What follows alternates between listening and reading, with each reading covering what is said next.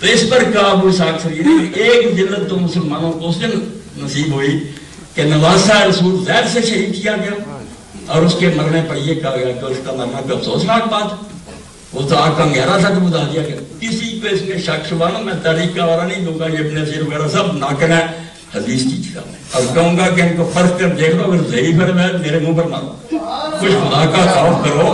حضرت معاویہ کا دور جو تھا، حضرت حسن شہید ہوئے، بعد میں بدھ ہویا زیاد، جس کے بارے میں علماء نے کہا کہ علانیہ جو شریعت کا حکم توڑا گیا نا، جیسے آئین کی خلاف ورزی ہوتی ہے، باقی بہانوں سے بات ہوتی ہے. علانیہ حضور نے فرمایا تھا کہ الولد للفراش وللآہل، کہ زنا سے کوئی بیٹا پیدا ہو تو وہ حلالی بچہ نہیں ہوتا. زیاد کو گواہیاں لے کر کہ میرے باپ ابو سفیان نے زیاد کی ماں سے زنا کیا تھا، یہ اس سے پیدا ہوا تھا، میرا بھائی ہے. وہ زیاد بن عبید کہنا تھا، اس کو زیاد بن ابو سفیان بنا لیا.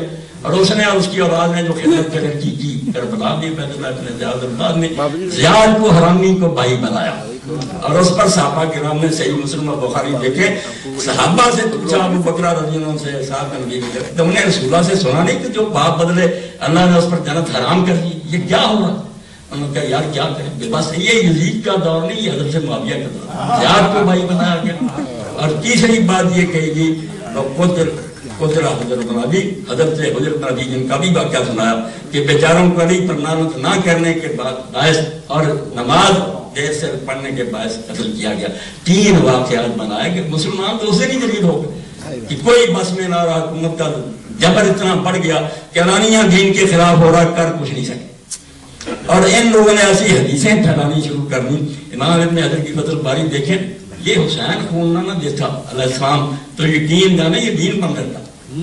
خلیفہ بنا ولید بن عبد الملک، اور انہوں نے حدیث سنائی کہ اللہ کے رسول علیہ السلام نے فرمایا توبہ توبہ ان اللہ اذا استرا عبد الخلافہ، کہ جب اللہ اپنے بندوں میں سے کسی کو خلافت دے دیتا نا، کتب له الحسنات، اس کی نیکیاں لکھتا ہے، ولم یکتب السیئات، گناہ نہیں اس کے لکھے جاتے، اسے اجازت ہے جو چاہے کرے، صرف نیکیاں لکھی جاتی ہیں گناہ. اس پٹی پر امت چل پڑی. یہ حدیثیں اس وقت امام زہری رحمۃ اللہ علیہ گئے تو ولید نے پوچھا یہ حدیث سنا رہا ہے علماء، ٹھیک ہے؟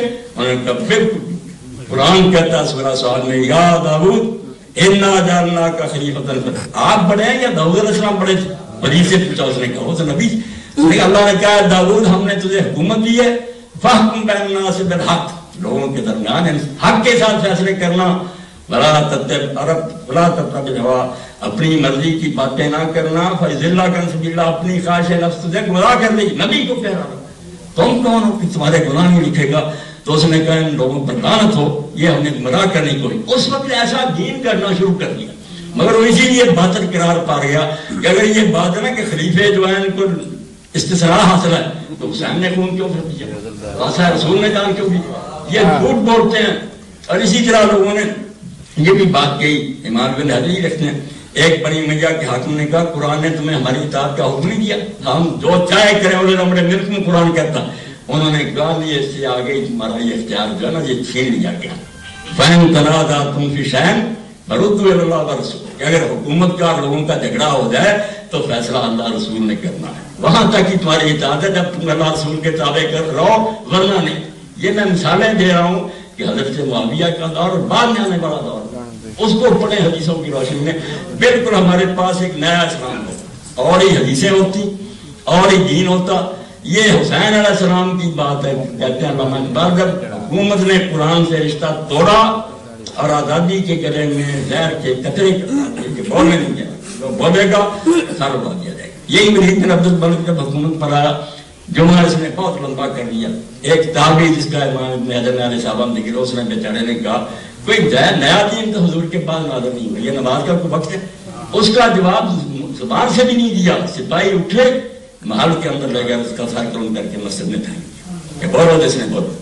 اس لیے کربلا سمجھنا میرے بھائی، حسین کو سمجھنا کہ قرآن کو کس طرح اس نے ساتھ دیا. یہ کہتے ہیں دین کا کوئی نہیں بگڑا، دین بگڑ رہا تھا، نماز روزہ نہیں بگڑ رہا تھا. وہ اپنی بدماش حکمران کہتے ہیں ہم کعبے میں اتنی مرتبہ داخل ہوئے ہیں، یہ ظاہر کی بات ہے. قرآن کہ اللہ کا قانون نافذ کرو، شریعت کے مطابق حکومت چلاؤ، نمازوں کے اوقات تبدیل. اور اسی کے زمانہ میں حضرت معاویہ کے افسوس سے کہتا ہوں کہ اللہ کے رسول نے یہ نہیں کہا کہ وہ ظالم حکومت ہو. زکات کا لوگ پوچھتے جا کر حضرت ابو ہریرہ سے، سعد بن ابی وقاص سے، اسی کے دور میں فوت ہوئے کہ حکمران کو دیکھ رہے ہو کہ زکات کے ساتھ کیا کر رہا، اپنے ساتھیوں پر خرچ کر رہا، اپنے کپڑوں اور خوشبوؤں پر لگا رہا ہے. تو حضرت ابن عمر اور ابو ہریرہ وغیرہ نے کہا اس سے وہ شراب بھی پی رہے نا اور خنزیروں کا گوشت کھانے تم دیتے رہو، تم بڑی ہو جاؤ گے اللہ کے حضور بولتے. یہ باب ہیں حدیث میں چیپٹر کے کہ ائمہ جور جب ظالم حاکم بھی آ جائیں گے تو بیت المال کو کا حق دے دینا، تم بڑی ہو جاؤ گے، وہ غلط استعمال کریں گے، بھگتے رہیں گے. حج کے بارے میں کہہ رہے تھے میرے ساتھی کہ حج چلتا نہیں. ہم دیکھتے ہیں کہ حضرت معاویہ کے دور میں ترمذی شریف دیکھیں سب کتابیں جس نے سب سے پہلے حج تمتع کو روکا اور اس پر مارنا شروع، قرآن کی ناسی اور بڑی مشکل سے حضور نے اس کو رائج کیا. عرب لوگ حج کے زمانہ میں عمرہ کرنے کو افضل الفضول جانتے تھے. یہ بہت بڑا گناہ ہے کہ یہ اللہ کے گھر سے کوئی محبت ہے کہ ایک ہی مرتبہ آدمی حج کرنا ہے اور عمرہ کرنا ہے. عمرہ الگ سفر سے کرنا چاہیے. حج حضور نے حکم دے کر کہا کہ ساری امت اس طرح بار بار نہیں کر سکتی. جو 48 میل کے اندر رہتے ہیں نا حرم کے قریب ہے وہ ٹھیک ہے، افراد ہی کریں، مگر جو دور رہتے ہیں تمتع کریں. اور صحابہ میں سے کہا کہ یا رسول اللہ یہ کوئی حج ہے کہ ہم درمیان میں آپ نے رہا نافرمان ہے. وہ لوگ بڑی مشکل سے اس کو رائے کیا. سب سے پہلے جس نے روکا کہ یہ تمتع نہیں ہوگا اور اس پر لوگوں کو مارنا شروع کیا، کفر کا رواج بحال کیا. حدیث کی کتابوں میں دیکھیں آپ کیوں یزید تک رہتے ہیں کہ یزید خاص فاضل وہ بری بھی ہوتا تو جس پٹڑی پر امت چل پڑی تھی نا کہ حکمران جو ہے یہ بری ہوتا ہے، اس کی ذات ہر حال میں لازم ہے. محدثین لکھتے ہیں حجاج بن یوسف جس کو حضور نے امیر کا وہ بھی یہی کہتا تھا کہ حکمران حکم دے اس میں نیک و بد کا کوئی امتیاز نہیں، بس حکمران کا حکم ہے، خدا کا حکم ہے. ایک نیا دین بن رہا تھا جس پر امام حسین رضی اللہ عنہ نے پھر سارے حالات دیکھتے ہوئے مدعا سلطنت بودے کہتے ہیں. لوگ کہتے ہیں کہ صرف سیاسی جھگڑا، وہ کہتے ہیں حسین پاگل تھے، بوڑھے تو ہو چکے تھے، جڑی سے رنگیل. اگر ان کا مقصد حکومت ہوتا تو کوئی تبلیغ کرتے، لوگوں کو خط لکھتے، اکٹھا کرتے. مدینہ سے مکہ چلے گا، کوئی سیاسی تقریر نہیں، کسی کو خط نہیں رکھا. میرے پاس ہے کہ میں میدان میں نکلوں اپنی بہنوں اور بچیوں کو لے کر نکلوں. جب حضرت ام سلمہ نے کہا کہ بیٹا تم جا رہے ہو ان عورتوں اور بچیوں کا کیا کام؟ آپ نے بولا شاء اللہ یہ رانی چکیلا ویرن ساس، ہمارا وقت ایسا آ گیا کہ اللہ چاہتا ہے کہ میں قتل ہو جاؤں اور میری بہنیں کہتی ہوتے اس کے بغیر مسلمان نہیں جاگیں. یہ سو گئے 20 سالہ جبر نے بالکل ان کی زبانیں بند کر دی. جب میں جان دوں گا تو میں کوئی عام آدمی تو نہیں کہ بس مٹی میں مل گیا لوگ بلا دیں. اسی وقت آپ دیکھتے ہیں کوفہ جاگا، وہاں تمام اٹھے، مقدار اٹھا، ابن زبیر اٹھے، ہر جگہ بغاوت ہوئی. یہ حضرت حسین علی کا خون کا صدقہ تھا، امت کو انہوں نے لگا دیا. تو یہ واقعہ جو ہے اس کے لیے یہ تھوڑا وقت نہیں درکار، زیادہ میرے خطبے ہی لیں.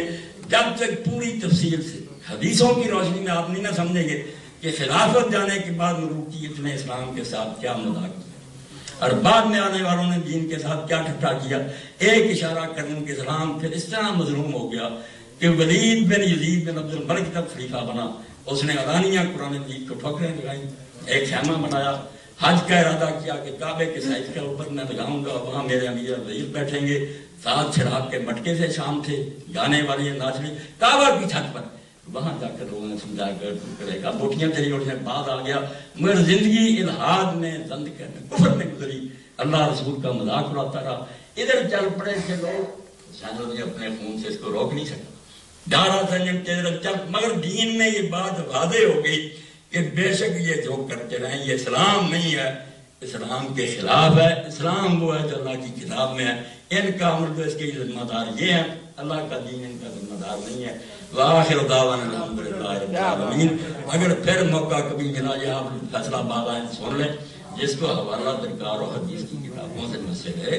اللہ کے لیے نا حسین رضی کے قصے کو ایک قصہ نہ سمجھے کہ وہ یزید کے ساتھ ٹکر ہوئی، ایک شہزادہ اٹھا اس کی تیاری مکمل نہیں کی، ہار کے معاملہ یہ نہیں، معاملہ یہی تھا کہ دین کا تھا اس کے وہ بالکل آزاد ہو گئے تھے.